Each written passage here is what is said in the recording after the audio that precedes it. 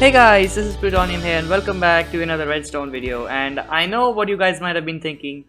It has been quite long since I uploaded my last video, probably around like 4 or 5 weeks. And the reason behind this was that simply I had some personal issues going on in my house and it went for quite some time. And then I just did not get any time to record any videos, but now I'm back. I'm up and running once again, and now I'll try to probably get videos out more sooner than the current situation. I've been quite irregular in uploading my videos. I'll try to be at my best to record and upload videos in some regular pattern. All right, coming to this video, in this time that I have not been uploading any videos, I mean the last video I uploaded was about the Java snapshot 20W45A, and quite a few snapshots have actually passed by in this period and I actually missed some of them. So one of them was the 20W46A snapshot, where the snow got introduced and all of those things. Then came the 20W48A. Yeah, they actually skipped 47. I don't know why. But then we got 20W48A, where we actually got the dripstone and all of the new things like that. Then we also got the addition of dripstone caves in the latest snapshot, which is 20W49A. But what is actually the biggest attention seeker in this snapshot is the addition of the Sculk sensor. The Sculk sensor basically is a block which can detect vibrations coming out from different sounds in Minecraft, and that is pretty handy because then you can actually use this to create wireless redstone. And that was something which had already been discussed about inside of Minecraft Live, and if you haven't watched it, then I don't know what are you doing here. Anyway, so I actually figured out that the best thing about the Sculk sensors is that if you actually use a comparator output from the Sculk sensors, different kinds of sounds actually give out different kinds of redstone outputs through a Sculk sensor, which makes it really interesting, as now I can actually use them inside of combination locks. And behind me I have actually created this design of a combination lock which actually works on different kinds of noises which are being created by different things in Minecraft, different kinds of sounds, and how a Sculk sensor reacts to them and gives out a redstone output on the basis of those sounds. So redstone signal strengths are from 0 to 15, and some kinds of noise give out a signal strength which is quite small, and some give out a very high redstone output. You basically get the idea. And then using those, I've actually created a simple combination lock which is quite simple to build, and it's also really secure, because considering one of these inputs here, every single one of them has got 15 outputs. So basically, the more number of inputs you just keep adding into this combination lock is just going to be getting even more secure. And yeah, so let's begin by talking about this thing. And actually, before we move on, I actually forgot one thing to tell you, is that you should definitely do two things before we actually move on, and that is to leave a like down for this video and also subscribe to the Plutonium Plays channel. That little red subscribe button is under the video. You should definitely go down and turn it gray, and all of this would take just about 3 seconds. So just go just go there and do it as soon as possible. Anyway, now let's move on and start talking about this combination lock. And you can see that's really it. I mean, it's not really the smallest thing in the world, because how the Sculk sensors actually work. So you can see that this here is a Sculk sensor. Let me just show you it in a different place. This here is a Sculk sensor, and basically how it works is if you make any kinds of noise, you can see vibration particles traveling. So you saw that I fell onto the ground, that created some vibrations, and if I'm in range of the Sculk sensor, I actually got some vibrations traveling from my feet into that Sculk sensor. Let me do that again, and you can see that's how it works. So it just catches the vibration and then it's changed its color. Basically that's how the Sculk sensors work. Now also these Sculk sensors have a detection range of about 8 blocks, and keeping that in mind, I've actually built this contraption a bit large, because the detection block which I have actually placed here for every single input is exactly 8 blocks. So it's just within the range but not outside, it's just on the borderline. So basically anything on this side of the wall is completely out of the detection range of any Sculk sensor. So basically you can't do anything except for standing in those blocks, except for when you're standing in those blocks. So that is a good thing. Right, so you can also see that I've used a little bit of wool occlusion Now how basically this thing works is I've actually connected this Sculk sensor into something called a signal strength filter, or basically a signal strength selector, whatever you might want to call it. But basically how this works is that it will only allow one type of signal strength to pass through. And why have I used this is because different kinds of sounds in Minecraft give out different redstone outputs through a Sculk sensor and a comparator. And that's what I've used here, and this mechanism is not designed by me, but it's definitely quite common in terms of signal strength filters. And yeah, so I've used this thing in my build, and you can see that every single input is just simply a unit.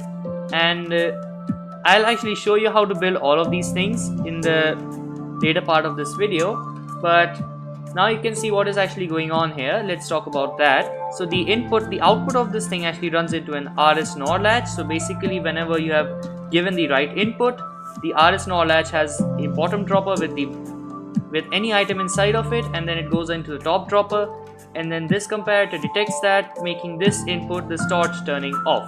And then you can also see there's another output which just runs into a redstone torch, which says that the combination you have entered is correct.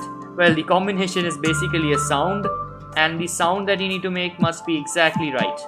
Alright, so yeah, moving on, you can see I've added more of these inputs, and you can see all of these outputs are actually running into an AND gate. So whenever you have actually gotten all of the combinations right, this AND gate will turn on, meaning that all of this redstone will turn on. It will actually pass through a pulse extender, and then we have this reset circuit as well. So it just runs back through these RS NOR latches, resetting them all back, and this line in the meantime runs into our door, which seems to be extremely secure. Yeah, I haven't built anything much here, but you can do whatever you want with the contraption that you want to open using your combination lock. You can make anything, literally anything, but I've just placed an iron door, just for the sake of the tutorial. Right. So this output is basically running into our door, so whenever we have got our combination right, this door will open and we can safely walk through. That's how it works. So let me talk about how you build this thing. So let's move on with the tutorial. Just before we move on to the tutorial, I just forgot one thing, and that is to show you how to actually use this kind of a combination lock. You can see that there's 3 different inputs, and here actually I've used signs just to remind me what I need to do in here, so that I can get the combination right. But you really don't need these signs, because you don't want anyone to enter your super secret base, right? So you don't need to tell them what to do. So yeah, so let's move with our first combination here, which actually means splashing in water. So splashing in water is the correct combination for this input here, and I actually have water, so I'm going to splash into this. And right, it's a bit difficult. There you see the lamp turns on because the splashing of the water was indeed the correct combination for our Sculk sensor. So what is basically going on is when I'm creating the splashing sound, about 8 blocks away, this Sculk sensor detects that, and then it gives the correct output, which goes through this signal strength filter, and it activates our RS NOR latch, meaning that this torch will turn off. Right. Moving back to our second input here, we need to jump on this block. So basically we need to do something like this, and I think that should turn on. Yes, it does. And then we need to throw a snowball, or basically any kind of projectile, on top of this block, and it's a bit random, I don't know, for some reason. There you go, it should work, and there you go, the door opens, and now we can walk through, and that's how this thing basically works. Now you can add any number of combinations ahead of this to basically make this thing even more secure. But I guess 3 is pretty fine, because considering how many combinations this thing would have, so it will be like 15 for each of these. So we can multiply 15 times 15 times 15, which is about 3,375 different combinations. Just 3 of these inputs, and we already have 3,000 combinations. That is a big amount. Right. So now let's move on to the tutorial of this thing. So before we begin this tutorial, I would actually like to tell you that I'm not really specifying a list of items that you would need, an exact list or anything, because it is really up to you how many inputs you want inside of your combination lock. It really does not matter telling me all of this, but this tutorial is just going to be about building one of these units, because then it just basically repeats. And then I'll also show you how to connect everything up. So yeah, so let's start by deciding actually where you want your detection block to be. So here I have actually placed a copper block. So in any one direction you wish, I'm going in the straight direction right now. So in any one direction you need to go 8 blocks from this copper or any block that you have, your detection block. So you need to place 1, 2, 3, 4, 5, 6, 7, and on the 8th block you need to place your Sculk sensor. Now I can remove all of these blocks, and I accidentally removed one of these, and that will cause some vibrations as you saw there. So what is actually going on is now this block is just within the range, but it's not exactly outside, it's just on the borderline of the detection range of the Sculk sensor. So if I stand on this block or I walk on this block, the vibration will actually reach the Sculk sensors. But if I walk out of this place, you can see no matter whatever I do, this thing is not detecting anything. So we are out of the range and this block is just in the borderline. So you can see there it can hear the vibrations, but here it can't. Right. So now let's create our signal strength filter, which we need to start by placing a comparator from the backside of the Sculk sensor, and every time we place any blocks, this thing is going to happen. It's going to just keep sensing vibrations, because placing a block also means a vibration. Yeah, so you need to set this comparator in subtract mode, because that's how you need to do. Now run a comparator into the side of this, and that just ignore the fact that the Sculk sensor is just being activated every single time. Right, now I need to take out a redstone output from this, which runs into a 4-tick repeater like this, and that is bound to happen, so don't worry. This repeater should have 4 ticks, and then you need to place another comparator coming out of this redstone, then 2 redstone dust like this coming out from the back of the or the front of the repeater and then going towards the left, and then have a repeater on simply 1 tick. So basically what you have created now is your signal strength filter. Now how you're going to set the filter is basically you need to place a container in front of this comparator. So let's place a hopper, because a hopper has a smaller inventory, so it will be easier to set a redstone filter for the signal filter for the the signal strength filter. Alright, so basically what you need to do is, for setting your signal strength that you want to be filtered out, you need to be sure which one you want to do. Let's say we want to set our filter to some signal strength of 7. So what you need to do is you need to fill this container such that the output from this comparator is equal to the signal strength that you want to pass through minus 1. Why? Because then what will happen is, when the right signal strength is going to pass through this, let's say 7, and here the side input is 6. So our comparator here is in subtract mode, which means that this minus this, or 7 minus 6, is equal to 1. So the redstone output inside of this dust will be 1.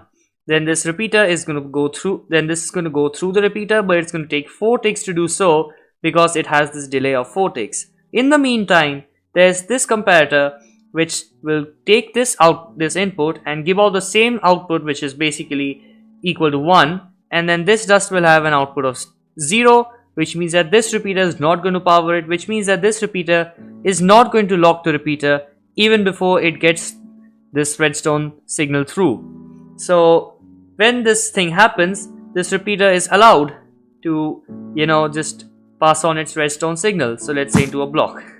Right, so if the signal strength from this sensor is less than the amount, then basically what is going to happen is that this thing is always going to dominate, and which means that this output is always going to be 0, so it's not going to work simply. Right, and if the signal strength is greater than the amount that we need to pass through, basically this output is going to be more than 1, which means that when this comparator is going to detect that, let's say if the signal strength was 8 and we wanted it to be 7, so 8 minus 6 is equal to 2, and then this comparator gives an output of 2 as well, which goes into this and becomes an output of 1. But now, since this has some strength, it powers this repeater, and before this repeater could carry the redstone signal ahead, it gets locked by this repeater, which means it can no longer be powered, and that simply means that the redstone signal does not go through. Right, so you need to set this according to whatever kind of noise you want to hear. Now, what kind of sounds gave out what kind of redstone output signal strengths? It's, you should definitely go out and check in the internet. I've actually set down a link in the description where you can actually go and have a look at it yourself. It's the Minecraft wiki page. You can go and check the page for the Sculk sensor, and there's going to be all of the information about what kind of sounds actually produce what kind of outputs. So Then what you need to do is, after you have created this filter, you can fill this thing with whatever number of stuff you need. Now how you figure out what kind of output is coming out through this comparator, basically you need to do, what you need to do is place another comparator here and then have some redstone dust. Basically now what is going to happen is, when you place any items inside of this hopper, let's say 64, this comparator is also going to detect that and it's going to give out a redstone signal. Right. So what you need to do is, you need to click on F3 and check the power of this redstone, and the power should be on the right hand side of your screen. So you can see that its power is 3. So when we have about a stack of items, this thing is going to have an output of 3. Basically what it means is that now the signal that can actually pass through is 4. And that's how you need to, check what kind of signal you want to go through. Anyway, after you have done this, what you need to do is, you need to place a dropper on the side of this block, on the top of this block facing upwards. Then you need to crouch and place another block here, one more above, remove this one, and then place a dropper facing downwards. This creates an RS NOR latch. And then what you can also do is, you can also create some wool occlusion, as you actually do, to prevent some vibrations from reaching back into the Sculk sensor. So you can place some of these like this, and one say here, so that any of the noise from the droppers does not reach that sensor. But you need to make sure that this side is definitely open, because the detection block is right here, so you need to make sure about that. Anyway, now let's move on, and from this top dropper, what you need to do is, you need to take a comparator output. So next to this bottom dropper, you need to place a block here with a comparator running out of the top dropper right there, and it still activates the Sculk sensor for some reason, but I don't know why. So anyway, what you need to do is, you need to run this comparator into a block like this and have a redstone torch. Now what you need to finally do is chuck in any block you want inside of this dropper. So I just placed down that magenta wool, and this basically is our unit for our combination lock. Now I'm going to teach you how you're going to build your connections to the contraption that you want to do. So basically you need to link all of these into an AND gate, and then you need to also add a reset circuit. All of this we are going to do right now. Alright, so after you have constructed every single one of your units, now definitely you can create more than 3 of these, because there's absolutely no limit on how many units you can actually build. I've just built 3 here for example, and just because I have 3 behind as well.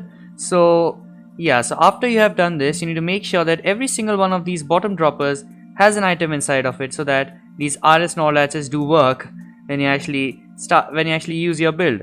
And also make sure each of your hoppers has got exactly the right amount of stuff, so that you can configure your combination lock so that it just uses the right sounds. And I've already told you this, that the sound which you want needs to be configured accordingly, and the data regarding is definitely available on the Minecraft Wikipedia page, and the link for it will be down in the description. And if it is not there, you have full freedom to just tell me down in the comment section, and then I'll definitely go and add it. But I'll definitely assure you that it will be there in the description. Alright, so after you have constructed every single one of these, you have filled in your hoppers. I've definitely filled them randomly, but you need to fill them accordingly. It's like the 3rd time I'm saying this thing. Now what we need to do is, we need to connect every single one of these torches into an AND gate. And basically how you do this is that you start placing blocks above all of these torches, and just create a line of blocks going along this, and just one more block towards the side. Right, after this what you need to do is add redstone dust on the top of every single one of these redstone torches. Then place one here, and one here, as many number of times as you have inputs. And then what you need to do is start adding your repeaters towards this extra block at the end, and place one next to this redstone, then one here, like all to the left of this redstone when you are looking from the front. And not here, because we need a redstone torch here, which we are actually going to add right now. So what is going to happen if you place a redstone repeater here? It's not going to work. We need to have some redstone dust here, and then fill all of the remaining blocks with dust. Now what you need to do is, from this redstone torch here, we need to take out an output. Definitely that is going to go into your contraption that you want to secure using your combination lock. you need to place down a repeater here, which runs into a block like this, and a block towards the front, and also a block towards the side. I am color coding my circuits because that will tell me that every single one of these circuits are different. You can remove this block. Now what you need to do is, this green line here is actually our reset circuit, which is going to go over all of our RS NOR latches. So this will reset all of our systems, right? So we need to run through all of these like this until the very last dropper. What you need to do is add redstone dust on the top of every single one of these droppers here. Then add another repeater towards the right of these as you are looking from the front, and then another repeater here, and all the way until the end. Definitely don't need to add a repeater here because this is our last dropper. And then in the remaining spaces, fill this with redstone, and here right next to the block which the repeater runs into, you need to add another repeater which should be on 2 ticks. This delay is obvious, and I really don't need to explain that, right? After that, you can just have any sort of output which could run into possibly a pulse extender, as you can see right there in the example build over there. But it doesn't really matter, you can have any sort of thing which it can run into. And I guess that's all of the redstone mechanics for this thing. Now you need to figure out what kind of sounds you're going to use.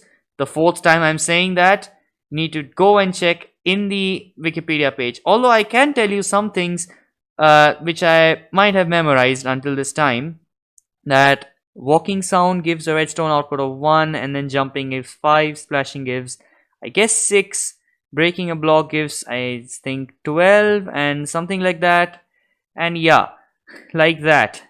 But you should definitely check out all the other different types of sounds that you can create inside of Minecraft and use those to open your combination lock. And also you can see that I've added these redstone lamps, but it's not really required. It's just an optional feature because these are just to tell you that you have entered the right combination. Otherwise it might be a bit difficult for you to know.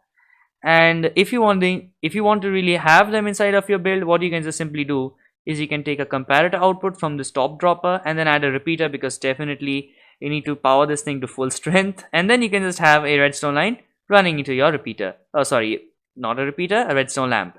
Great. Now you can just do this on your own. It's quite simple. You just need to run a redstone line, nothing else. And in the end you can also decorate your stuff like I did it here, and add in your contraption which you want to lock using a combination lock. And I guess that's all of it. I know this has been left in an incomplete state, but this is entirely left on to you, what you want to do with this thing. And I guess that will be the end of this video and end of this tutorial. I hope you liked this design, and if you did, I've already told you guys what to do. Do those 2 things which are really important. Leave a like down for this video, and also feel free to subscribe to the Plutonium Plays channel, as it's absolutely free and it just takes 2 seconds, or rather even 1 second. And also go ring that notification bell so that you never miss any of my future videos. And I'll see you in the next video. Bye.